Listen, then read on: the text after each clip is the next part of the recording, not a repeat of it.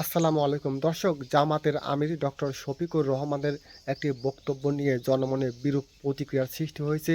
এটা নিয়ে বিভিন্ন আলোচনা সমালোচনার ঝড় বইছে। আসলে শফিকুর রহমানের বক্তব্যটি ছিল যে যদি জামাত ইসলাম এবার ক্ষমতায় আসে তাহলে দীর্ঘদিন ধরে বন্ধ থাকা কেরু অ্যান্ড কোং নামক প্রতিষ্ঠানটি তারা আবার বা পুনরায় চালু করবে। আর এই বক্তব্যটিকেই বিভিন্ন মহল বিভিন্নভাবে ভুলভালভাবে ব্যাখ্যা করছে, যাতে শফিকুর রহমানের ভাবমূর্তি নষ্ট হয়। অনেকেই এই বিষয়ে গুজব ছড়াচ্ছে।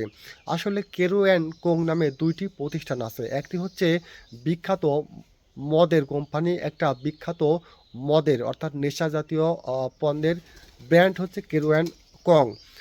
আরেকটি হচ্ছে যশোরে ব্রিটিশ আমলে নির্মিত চিনিকল।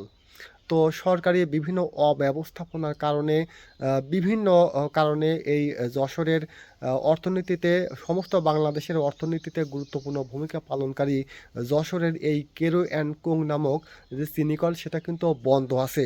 যেটা চালু হলে বাংলাদেশের যশোরের তো বটেই, পুরো বাংলাদেশ কিন্তু লাভবান হবে। এটা থেকে অর্থনৈতিকভাবে আয় করা সম্ভব হবে।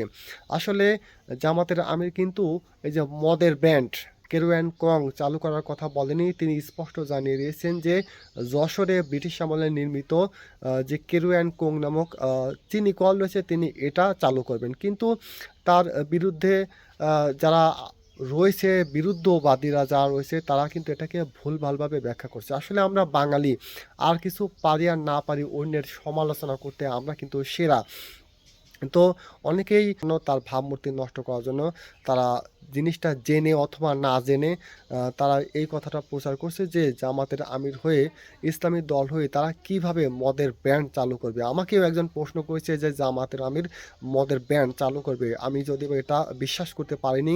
পুরোপুরি বিষয়টা ঘাটাঘাটি করলাম এবং দেখলাম যে আসলে কেরু অ্যান্ড কোং নামে একটি মদের ব্যান্ড রয়েছে, তবে জামাতের আমির মদের ব্যান্ড নয়, বরং যশোরে অবস্থিত যে চিনিকল রয়েছে বন্ধ থাকা সেটি চালু করবে। তো এই বিষয়টা নিয়ে আসলে জনসচেতনতা তৈরি করার জন্য আমি ভিডিও তৈরি করলাম। এটা নিয়ে আপনারা ভুল বুঝবেন না।